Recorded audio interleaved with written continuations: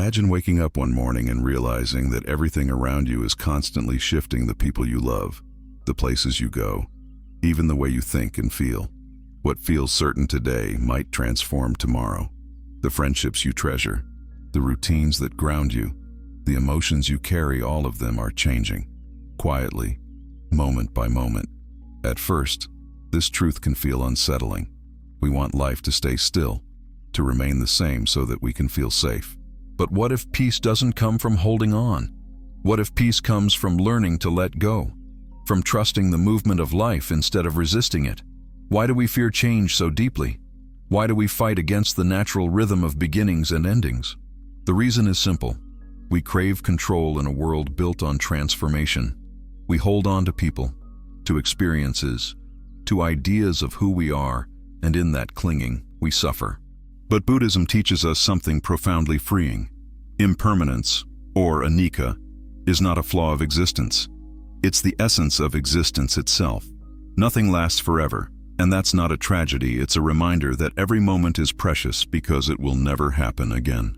So, if this message resonates with you, take a deep breath, give this video a like, subscribe, and share it with someone who needs a little light during uncertain times.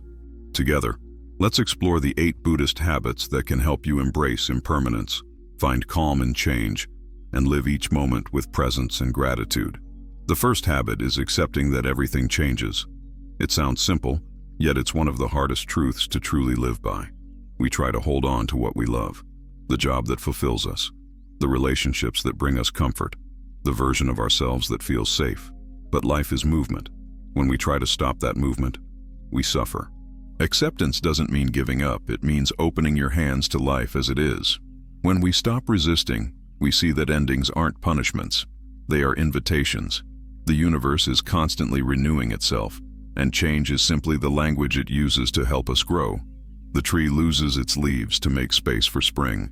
The same is true for us. The second habit is living fully in the present moment.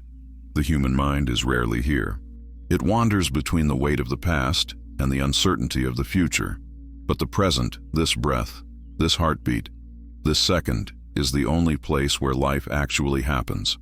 The past is a story we keep retelling. The future is a story we haven't written yet.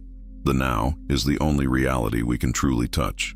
In Buddhism, this is the practice of mindfulness, full, non-judgmental awareness of what is happening right now. When you eat, taste. When you walk, feel the ground beneath your feet. When you listen, truly hear. Being present turns the ordinary into something sacred. It's not about escaping life, it's about fully entering it. The third habit is understanding the cycles of beginnings and endings. Everything has a rhythm. The sunrise, the tides, the phases of the moon, the breath moving in and out of your lungs. Our lives follow this same natural law. There are seasons of joy and growth, and seasons of quiet and letting go. The mistake we often make is treating endings as something to fear, when in reality, they are part of life's harmony. The end of one chapter makes space for the next. Like night yielding to dawn, every closing moment carries within it the promise of a new start. When you understand this, you stop clinging and start flowing. You begin to trust that what's meant for you will always return in another form. The fourth habit is observing your emotions without becoming them. Feelings are not who you are, they are experiences moving through you. Joy, anger, sadness, excitement, all are temporary visitors. When you identify too strongly with a feeling, you give it power over your peace. But when you observe it as if you were watching clouds drift across the sky, you remain free. You realize that emotions rise and fall like waves in the ocean, but you are the ocean itself. This awareness changes everything. You stop fearing your emotions and start understanding them as teachers. Each one carries a message, but none of them define you. And when the storm passes, you'll see that calmness was always waiting beneath the surface. The fifth habit is cultivating gratitude every day. Gratitude is the art of noticing what remains when everything else changes. It shifts your focus from scarcity to abundance, from what's missing to what's here. When you wake up, breathe, and say thank you, not because everything is perfect, but because everything is real. Gratitude grounds you in the present. It makes you see that even fleeting moments have value. A smile, a meal, a sunset. Nothing lasts forever, and that's what makes it sacred. When you practice gratitude, you no longer chase happiness, you uncover it, right where you are. The sixth habit is finding beauty in impermanence. We often seek beauty in what endures, but the truth is that beauty lives in what passes. The cherry blossoms that bloom for just a few days, the golden light of evening that fades too soon, their beauty moves us because we know they won't last. Life is the same. Each experience, each connection is temporary, but that's what makes it meaningful. When we learn to see with eyes that appreciate impermanence, we stop taking moments for granted. We stop waiting for someday and start cherishing today.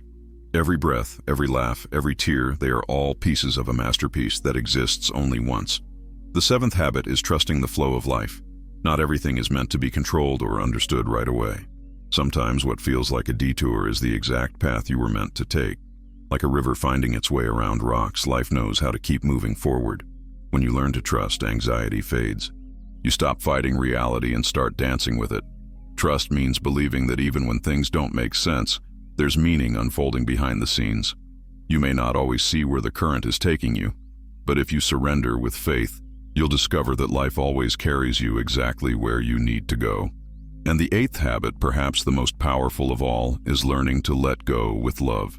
Letting go is not weakness, it's wisdom.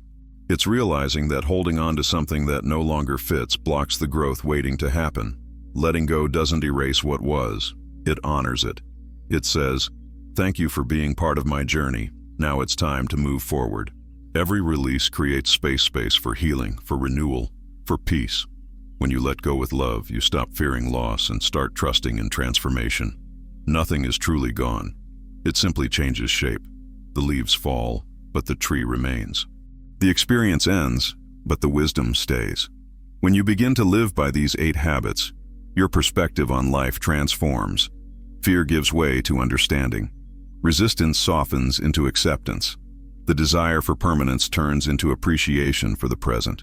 Impermanence, once your greatest source of anxiety, becomes your greatest teacher. You start to realize that peace isn't found in holding things together.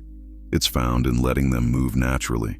The less you fight the flow of life, the more freedom you feel. And if this message touched your heart, give it a thumbs up, subscribe, and share this video with someone who's facing change.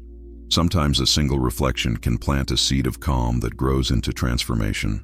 Remember, we all walk the same path, the path of learning to live, to release, and to begin again. Life is a beautiful rhythm of beginnings and endings, arrivals and departures, seasons of growth and seasons of rest. Everything changes, and that's the miracle, not the tragedy of existence. Don't fight the passing of time, dance with it. Don't fear what's leaving. Bless it for what it gave you. Every transition carries wisdom. Every change brings renewal. Live with presence. Trust the process. Walk lightly through each moment. The present is your true home, and within it lies the peace you've been seeking all along.